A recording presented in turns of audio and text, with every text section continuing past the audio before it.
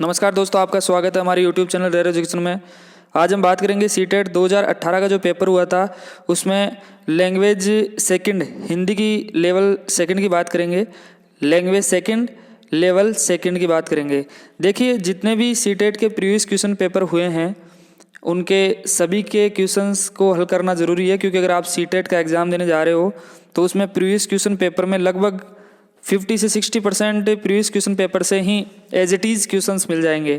तो आपको जितने भी जो एग्ज़ाम हुए 15, 16, 17, 18, 19 और 20 उन सभी क्वेश्चंस पेपर को हल करके जाना है।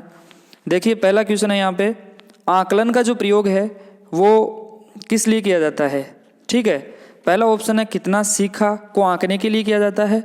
दूसरा है परस्पर तुलना के लिए किया जाता है। तीसरा है भाषा की जानकारी के लिए किया जाता है। और चौथा है सीखने में मदद के लिए। ठीक है, तो बोर्ड ने इसका उत्तर जो माना है वो चौथा ऑप्शन माना है, सीखने में मदद करने के लिए। देखिए, नेक्स्ट क्वेश्चन है, दृश्य श्रव्य सामग्री का प्रयोग तब उपयोगी होता है जब जो बच्चे हैं ना, ऑप्शन नंबर 1 है, उस पर अपनी बौद्धिक प्रतिक्रिया दे सके। यही उसका उत्तर हो जाएगा। ठीक है, नेक्स्ट जो क्वेश्चन है, उच्च प्राथमिक स्तर पर विभिन्न उद्देश्य के लिए किए जाने वाले लेखन कार्य में सबसे महत्वपूर्ण क्या है। ऑप्शन नंबर 1 है आपदा प्रबंधन पर स्लोगन लिखना। दूसरा है अधूरी कहानी का अंत लिखना। तीसरा है डायरी लिखना। यही इसका उत्तर हो जाएगा कि उच्च प्राथमिक स्तर पर विभिन्न उद्देश्य के लिए किए जाने वाले लेखन कार्य में सबसे महत्वपूर्ण कार्य उच्च प्राथमिक में डायरी लिखना है। ठीक है, नेक्स्ट क्वेश्चन जो है 124 नंबर है, उच्च प्राथमिक स्तर पर हिंदी भाषा के आकलन का सबसे कमजोर बिंदु क्या है। ऑप्शन नंबर 1 है यहाँ पे, लेखन में तार्किकता का समावेश। दूसरा है भाषा का सृजनात्मक प्रयोग। तीसरा है संस्कृत निष्ठ शब्दावली का प्रयोग। ठीक है, ये उसका उत्तर हो जाएगा, संस्कृत निष्ठ शब्दावली का प्रयोग। नेक्स्ट जो क्वेश्चन है, भाषा और लिपि के बीच जो संबंध होता है वो कैसा होता है। कोई निश्चित संबंध नहीं होता। यही उसका उत्तर हो जाएगा। ठीक है, नेक्स्ट क्वेश्चन है 126, उच्च प्राथमिक स्तर पर हिंदी भाषा का आकलन करते समय आप सर्वाधिक बल किस पर देंगे। ऑप्शन है मौखिक परीक्षा। दूसरा क्या है, पोर्टफोलियो। तो इसका उत्तर जो हो जाएगा वो हो जाएगा पोर्टफोलियो। देखिए, नेक्स्ट क्वेश्चन है, बहुभाषिक कक्षा में बच्चों की भाषाएं। ठीक है, बहुभाषिक कक्षा में बच्चों की जो भाषाएं हैं वो देखिए, फर्स्ट ऑप्शन में संसाधन के रूप में इस्तेमाल की जा सकती है। एक जटिल समस्या है जो एक अन्य समस्या पैदा करती है। हिंदी भाषा की कक्षाओं से ही रहनी चाहिए। ठीक है, और चौथा है बहुत गंभीर समस्या है जिसका कोई समाधान नहीं है। तो इसका जो उत्तर हो जाएगा वो संसाधनों के रूप में इस्तेमाल की जा सकती है। ठीक है, नेक्स्ट क्वेश्चन है, उच्च प्राथमिक स्तर पर व्याकरण पढ़ाने की आगमन पद्धति में उदाहरण से नियम की ओर जाते हैं। यही उसका उत्तर हो जाएगा। ठीक है, नेक्स्ट क्वेश्चन है 129, अंतर्निहित भाषा क्षमता का संबंध किसके साथ है। तो इसका उत्तर जो है वो है चोमस की। ठीक है, चोमस की इसका उत्तर है। नेक्स्ट क्वेश्चन है 130, उच्च प्राथमिक स्तर पर भाषा सीखने सिखाने का एक उद्देश्य है। उच्च प्राथमिक स्तर पर देखिए, यहाँ पे उच्च प्राथमिक स्तर की बात हो रही है। तो उच्च प्राथमिक स्तर में साहित्य की गद्य व पद्य विधाओं की रचना, हिंदी भाषा के समग्र इतिहास के बारे में जानना, भाषा की नियमबद्ध प्रकृति की पहचान और उसका विश्लेषण करना। यही उसका उत्तर हो जाएगा। देखिए, यहाँ पे साहित्य की गद्य में पद्य की रचनाओं उच्च प्राथमिक स्तर पर बच्चे नहीं कर पाएंगे, तो ये तो उत्तर हो नहीं सकता। तो इसलिए इसका उत्तर तीसरा हो जाएगा। ठीक है, नेक्स्ट क्वेश्चन है 131, हिंदी भाषा सीखने के संदर्भ में कक्षा 8 में पढ़ने वाले बच्चे से यह अपेक्षित है कि वह, ऑप्शन है, हिंदी भाषा के मुहावरे एवं लोकोक्तियों को जान सके। ऑप्शन नंबर 2 है, विभिन्न संदर्भों में हिंदी भाषा का प्रभावी प्रयोग कर सके। ठीक है, तो ये जो है यही इसका उत्तर हो जाएगा। नेक्स्ट क्वेश्चन है 132, हिंदी भाषा सीखने सिखाने के लिए क्या कंपलसरी है, क्या अनिवार्य है। तो देखिए, ऑप्शन देखिए यहाँ पे, समृद्ध भाषा परिवेश की सबसे मोस्ट तो यही हो जाएगा। तो यही उसका उत्तर है कि समृद्ध भाषा परिवेश की उपलब्धता होगी तभी हिंदी भाषा सीखने और सिखाने के लिए सबसे पहले यह अनिवार्य है। ठीक है, नेक्स्ट क्वेश्चन है 133, उच्च प्राथमिक स्तर पर हिंदी भाषा के आकलन में सबसे महत्वपूर्ण जो है वो क्या है? ऑप्शन नंबर 1 हिंदी भाषा की बारीकियों की समझ व प्रयोग। तो सबसे पहले तो भाषा की समझ और प्रयोग है वो इसका उत्तर हो जाएगा। नेक्स्ट क्वेश्चन है 134, भाषा अर्जन के संबंध में कौन सा कथन जो है वो सही है? ऑप्शन नंबर 1 है यह सरल होता है, दूसरा यह कठिन होता है, तीसरा यह सीखा जाता है, चौथा है यह सहज होता है। तो इसका जो उत्तर हो जाएगा वो हो जाएगा यह सहज होता है। देखिए नेक्स्ट क्वेश्चन है, उच्च प्राथमिक स्तर पर विभिन्न विषयों पर आधारित पाठों को पाठ्य पुस्तक में शामिल करने का जो उद्देश्य है वो क्या है? ऑप्शन नंबर जो 1 है वो है यहाँ पे बच्चों को विभिन्न प्रयुक्तियों से परिचित कराना, ठीक है। दूसरा है अन्य विषयों को सीखने में मदद करना, और तीसरा है अन्य विषयों का सरलीकरण करना और बच्चों को विभिन्न विषयों की जानकारी देना। तो इसका जो उत्तर हो जाएगा वो हो जाएगा बच्चों को विभिन्न प्रयुक्तियों से परिचित कराना, ठीक है। अब देखिए यहाँ पे नेक्स्ट क्वेश्चन जो है वो है, आगे गद्यांश आ गया। गद्यांश में 136 क्वेश्चन नंबर से 143 क्वेश्चन तक इस गद्यांश से क्वेश्चन किए गए हैं। जरा गद्यांश को अपन पढ़ लेते हैं। मेरा थोड़ा बहुत संबंध साहित्य की दुनिया से भी है, यही हालात मैं यह भी देखता हूँ। यूरोपीय साहित्य का फैशन हमारे उपन्यासकारों, कहानी लेखकों और कवियों पर झट हावी हो जाता है। मैं अपने प्रांत पंजाब की बात करता हूँ। मेरे पंजाब में युवा कवियों की नई पौध सामाजिक व्यवस्था के खिलाफ इंकलाब जज्बे से ओतप्रोत है। इसमें भ्रष्टाचार, अन्याय, शोषण को हटाने और एक नई व्यवस्था बनाने की बात की गई है। हाँ, हमें सामाजिक बदलाव की जरूरत है और इन कविताओं में बातें तो बहुत अच्छे ढंग से कही गई है, पर इनका स्वरूप तैसे नहीं है। इस पर पश्चिम का प्रभाव है। परिणाम यह है कि यह सारा इनकलाब एक छोटे से कागज पर सीमित रह जाता है। बस साहित्य समझ रखने वाले एक छोटे से समूह में इनकी बात कही होती है। किसान मजदूर जो शोषण को झेल रहे हैं, जिन्हें वे इनकलाब की प्रेरणा देना चाहते हैं, वे इसे समझ ही नहीं पाते हैं।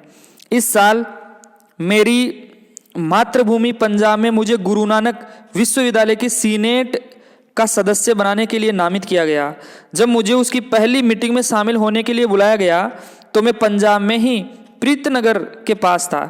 एक दिन शाम को अपने ग्रामीण दोस्तों से गपशप करते हुए मैंने अमृतसर में होने वाली सीनेट की मीटिंग में जाने का जिक्र किया तो किसी ने कहा, हमारे साथ तो आप तहमद लुंगी और कुर्ते में हमारे जैसे ही बने फिरते हो, वहां सूट बूट पहनकर साहब बहादुर बन जाओगे।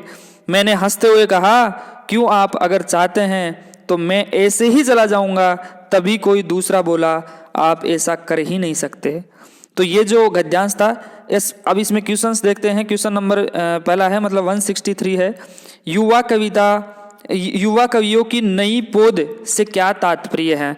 अब देखिए यहाँ पे युवा कवियों की नई पौध से क्या तात्पर्य है, तो ऑप्शन देख लेते हैं जरा। पहला है वे कवि जो अभी नए युवा है, और ऑप्शन है वे युवा कवि जिन्होंने लेखन शुरू किया है, यही उसका उत्तर हो जाएगा। नेक्स्ट क्वेश्चन है 137, पंजाब के युवा कवियों के लेखन का विषय क्या है? ठीक है, ऑप्शन नंबर 1 है न्याय और दूसरा है भ्रष्टाचार। देखिए यहाँ पे इस गद्यांश में आप देखिए भ्रष्टाचार मिल जाएगा, तो इसका उत्तर जो हो जाएगा वो हो जाएगा भ्रष्टाचार। देखिए 138 नंबर क्वेश्चन है, कविताओं का स्वरूप देसी नहीं है, वाक्य से अभिप्राय जो है वो क्या है? ऑप्शन नंबर 1 है कविताओं में शब्द पश्चिम से प्रभावित नहीं है। दूसरा ऑप्शन है कविताओं की अभिव्यक्ति पश्चिम से प्रभावित है, यही उसका उत्तर हो जाएगा। देखिए नेक्स्ट क्वेश्चन है 139, अनुच्छेद के आधार पर बताइए कि किनका शोषण हो रहा है। अनुच्छेद के आधार पर बताइए कि किनका शोषण हो रहा है। पहला ऑप्शन है कवियों और मजदूरों का, दूसरा ऑप्शन है कवियों और लेखकों का, तीसरा है किसानों और मजदूरों का, और चौथा है किसानों और कवियों का। तो इसमें ऑप्शन है तीसरा किसानों और मजदूरों का, ये इसका उत्तर हो जाएगा। नेक्स्ट क्वेश्चन है 140, अनुच्छेद के आधार पर बताइए कि पंजाब प्रांत के आदमी सामान्यतः क्या पहनते हैं। तो देखिए इसका पहला उत्तर ही हो जाएगा कुर्ता और लुंगी। देखिए 141 क्वेश्चन नंबर है, कागज पर सीमित हो जाने से क्या तात्पर्य है। ऑप्शन नंबर 1 है जमीनी स्तर पर बदलाव आना, ठीक है। दूसरा है जमीनी स्तर पर ऊंचा उठना, और तीसरा ऑप्शन है जमीनी स्तर पर ऊंचा न उठना, और चौथा ऑप्शन है जमीनी स्तर पर बदलाव ना आना। तो जो इसका उत्तर जो हो जाएगा वो हो जाएगा जमीनी स्तर पर बदलाव ना आना। नेक्स्ट क्वेश्चन है, इस पर पश्चिम का प्रभाव है, वाक्य हैं विधानवाचक, प्रश्नवाचक, संदेहवाचक और संबंधवाचक। तो इसका जो उत्तर हो जाएगा वो हो जाएगा विधानवाचक। यहाँ पे विधान हो रहा है, क्या हो रहा है यहाँ पे, यहाँ किसी विशेष स्थान क्षेत्र का विधान हो रहा है, तो ये क्या है, विधानवाचक। ठीक है, नेक्स्ट क्वेश्चन जो है वो है ग्रामीण, सामाजिक, युवा आदि शब्द जो हैं वो किस प्रकार के शब्द हैं। ऑप्शन नंबर है सर्वनाम और दूसरा है विशेषण। ये विशेषण ही तो है, तो इसका उत्तर क्या हो जाएगा, विशेषण ही तो हो जाएगा। ठीक है, नेक्स्ट क्वेश्चन है, देखिए नेक्स्ट क्वेश्चन है ये गद्यांश आ गया। इस गद्यांश में क्वेश्चन नंबर 144 से 150 तक क्वेश्चन किए गए हैं। इन जरा गद्यांश को अपन पढ़ लेते हैं। देखिए गद्यांश है, माइकल एंजेलो इटली के बहुत प्रसिद्ध शिल्पकार थे। वे बड़ी सुंदर मूर्तियां बनाते थे। लोगों ने पूछा कि आप इतनी सुंदर मूर्ति कैसे गढ़ लेते हैं। उन्होंने कहा कि मैं मूर्ति कहाँ गढ़ता हूँ, वह मूर्ति तो पहले से ही पत्थर में थी, मैंने तो सिर्फ पत्थर का फालतू हिस्सा हटा दिया तो मूर्ति प्रकट हो गई। तो विद्यार्थी को अपना परिचय पाने में, स्वभान होने में मदद करना है शिक्षक का काम है। अब यह स्वभान कैसे हो, कहते हैं सेल्फ इज लाइक अ रे। जो साइंस में माना जाता है कि प्रकाश की किरण अदृश्य होती है, वह आपको दिखाई देती है, वैसे हमारा जो स्व है वह शून्य में, अभाव में, समझ में नहीं आता। वह तब प्रकट होता है जब मैं स्वधर्म कर्तव्य कर्म करता हूँ। कर्म करते करते मुश्किल का सामना जब मैं करता हूँ, तब मेरा रूप, मेरी शक्ति, मेरे स्व का मुझे पता चलता है। स्वधर्म का रूप कर्म करते हुए जो स्व मेरे सामने व्यक्त होता है वही मेरी शिक्षा है। इसलिए शिक्षा दी नहीं जा सकती बल्कि अंदर से अंकुरित होती है, और उस प्रक्रिया में शिक्षक केवल बाहर से मदद करता है। जैसे पौधे के अंकुरित होने में, इसके प्रफुल्लित होने से सीधा हम कुछ न कुछ कर सकते हैं, परंतु बाहर से खाद पानी देना, निराई करना, प्रकाश की व्यवस्था आदि कर सकते हैं। तो देखिए ये गद्यांश था। पहला क्वेश्चन देखते हैं, इसमें गद्यांश से 144 नंबर, अनुच्छेद के आधार पर कहा जा सकता है कि ऑप्शन नंबर 1 है शिक्षा देना संभव नहीं है। शिक्षा विद्यालय में मिलती है, शिक्षा परिवार में मिलती है, शिक्षा देना जो है वो संभव है। तो इसका उत्तर जो हो जाएगा ना वो पहला ही हो जाएगा, क्योंकि शिक्षा देना संभव नहीं है, शिक्षा देना संभव नहीं है, शिक्षा अंकुरित होती है। ठीक है, ये इसी में लिखा गया है, जरा देख लीजिएगा इसमें। नेक्स्ट क्वेश्चन है 145, शिक्षक का जो काम है वो क्या है। ठीक है, ऑप्शन नंबर 1 है विद्यार्थी को दूसरों से परिचित कराना, विद्यार्थी को दूसरों से परिचित करवाना। दूसरा ऑप्शन है विद्यार्थी को विषयों से परिचित करवाना, विद्यार्थी को शिल्प कला से परिचित करवाना और विद्यार्थी को स्वयं से परिचित। ठीक है, ये सबसे प्रभावी उत्तर लग रहा है कि विद्यार्थी को स्वयं से परिचित करवाना ही शिक्षक का काम होता है। ठीक है, नेक्स्ट क्वेश्चन जो देख लीजिए, नेक्स्ट क्वेश्चन है 146, स्वयं का प्रकाट्य। स्वयं का प्रकाट्य कर्म, शक्ति, शून्य और रोशनी में होता है। तो इसका जो उत्तर हो जाएगा वो हो जाएगा कर्म, कर्म में होता है। ठीक है, नेक्स्ट क्वेश्चन है 147, अनुच्छेद में खाद पानी देने, निराई करने का उदाहरण बताता है शिक्षक का कार्य। ठीक है, शिक्षक का कार्य ऑप्शन नंबर 1 है इसमें नियंत्रित करना, उचित माहौल देना, यही उसका उत्तर हो जाएगा। देखो, अनुच्छेद में खाद पानी देने, निराई करने का उदाहरण बताता है कि शिक्षक का कार्य उचित माहौल देना है बच्चों को। ठीक है, नेक्स्ट क्वेश्चन है 148, स्व। ठीक है, 148 बोलता है, क्वेश्चन है स्व प्रकाश का होता है, किरण का होता है, अदृश्य होता है। स्व क्या होता है, अदृश्य होता है। तो इसका जो उत्तर हो जाएगा वो तीसरा हो जाएगा, अदृश्य होता है। ठीक है, नेक्स्ट क्वेश्चन है 149, वे बड़ी सुंदर मूर्तियां बनाते थे।